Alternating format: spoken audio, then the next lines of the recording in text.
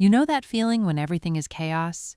Your brain is fried, your inbox looks like a cry for help, and somehow you end up reorganizing your kitchen cupboards.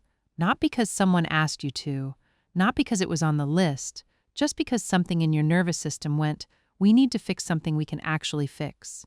And you did, and it helped. If that's ever been you, stick around because that's not a quirk. That's your brain doing something genuinely clever. And there's a whole psychology behind it. Cleaning to calm down sounds a little backwards, right? Shouldn't you, relax to calm down, maybe take a bath, stare at the ceiling? And sure, those work for some people. But for a specific type of nervous system, grabbing a sponge or reorganizing a drawer is not avoidance, it's regulation. It's the brain reaching for a tool that actually works. The thing is, nobody really talks about this. We joke about stress cleaning like it's a personality trait, post it on social media, get a few laughs. But underneath that joke is a genuinely fascinating piece of neuroscience and psychology that explains why certain people's brains are wired to seek order when the world feels unmanageable.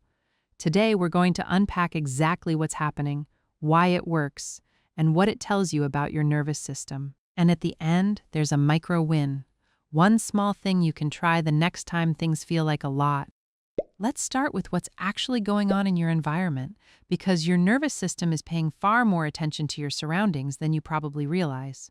In 2011, researchers at the Princeton Neuroscience Institute ran a study on attention and physical environments. What they found was this: visual clutter doesn't just sit there. It actively competes for your brain's attention. Every object in your visual field is sending a little signal to your brain, a tiny, hey, deal with me, and your brain has to process all of those signals simultaneously, whether it wants to or not. They called it visual noise, and it turns out visual noise increases cognitive load, reduces your ability to focus, and quietly ramps up your stress levels. Not dramatically, just a constant low-level hum of, there's too much here. Think of it like trying to work with 47 browser tabs open. Technically, nothing is broken, but everything is just a little slower, a little harder, a little more draining than it should be.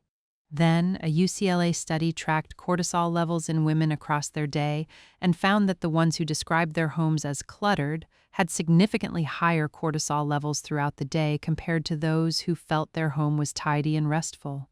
Cortisol is your primary stress hormone. It's useful in short bursts, but chronically elevated cortisol is the thing behind that I'm fine, but I'm actually running on empty feeling that so many of us know well. So when your space is chaotic, your nervous system is already working overtime before anything difficult has even happened. Your brain is fighting its own environment, and cleaning reduces that load immediately, visibly. That's point one. Here's where it gets more interesting and more personal. Stress, at its core, is often a perception of not being in control. Something is happening that you can't predict, can't fix, can't manage, and your nervous system responds to that with a threat response, not necessarily full panic, but a low-grade alarm signal that something is not right. Psychologists have a term for what happens next: behavioral activation. When we feel out of control in one area, we instinctively reach for an area where we can create control. Something manageable, something with a clear beginning, middle, and end. Cleaning is almost perfectly designed for this. You start with a messy surface, you work through it, you end with a clean surface. The result is visible, immediate, and completely within your power. Your brain logs that as a win. A small, real, undeniable win. And there's dopamine involved here, which, yes, is the so-called feel-good neurotransmitter, but more accurately, it's the completion chemical. Your brain releases dopamine when you finish tasks, especially ones with a visible, satisfying result.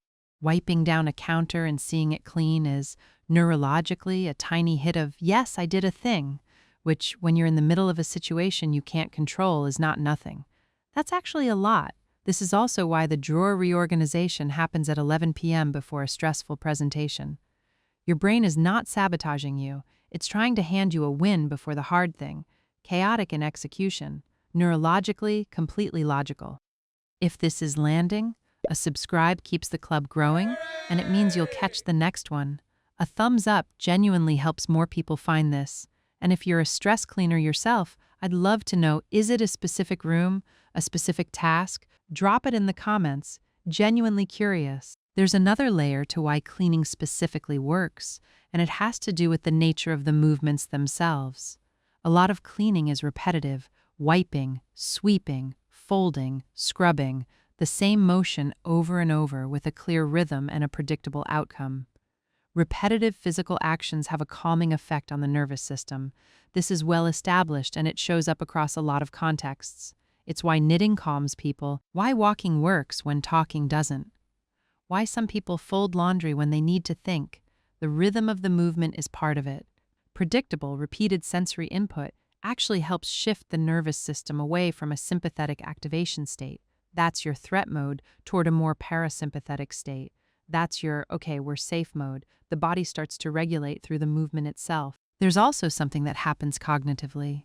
Repetitive tasks that don't require full attention create a light mental engagement, not zoned out, not fully absorbed, just occupied enough that the anxious spiral doesn't have room to run. Your brain is busy just enough that it stops narrating the catastrophe. It's a bit like giving a toddler something to do with their hands. The chaos doesn't magically disappear, but the output drops significantly.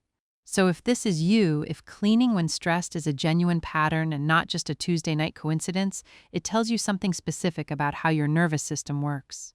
You're what some researchers would describe as environment sensitive.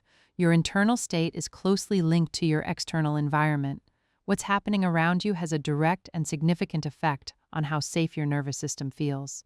This is not a flaw. It's actually a feature of a nervous system that's paying close attention. These are often the people who are also deeply affected by beautiful spaces, who feel genuinely restored by tidiness, who find it almost impossible to focus in a chaotic room. The flip side, and it's worth naming it, is that the same sensitivity means mess can feel more distressing than it might to someone else.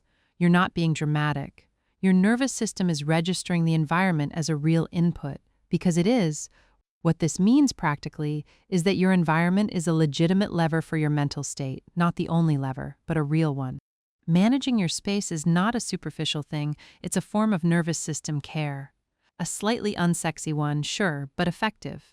Some people meditate, some people run, some people reorganize their bookshelves by color at 10 p.m. and feel significantly better afterward. All of these are, neurologically, the same category of thing: regulation. Okay, so here's the bit you can actually use. The next time you feel that familiar low-level overwhelm, that everything is too much and I don't know where to start feeling, try this instead of opening your phone or scrolling into the void. Pick one small, contained thing to clean or tidy, one surface, one drawer, one corner of one room, something that takes 5 minutes or less, not the whole kitchen, not a full reorganization, just one thing. Do it slowly, notice the movement, notice the before and after, let your brain register the completion. That's it. That's the whole micro-win. What you're doing is giving your nervous system a controllable win in the middle of something uncontrollable. You're using your brain's own wiring, the clutter-stress link, the completion dopamine loop, the calming effect of repetitive movement, and you're running it on purpose. It won't fix the stressful thing. The hard email will still be there. The big decision will still need making, but you'll have shifted your nervous system just enough to face it from a slightly steadier place. And sometimes slightly steadier is all you need. Your nervous system is not random. It has patterns and preferences and logic, even when it doesn't feel like it. Stress cleaning is one of the more quietly intelligent things it does. If you've got your own version of this, a specific room, a specific task, something that inexplicably resets your brain when things get heavy, I'd love to hear it in the comments.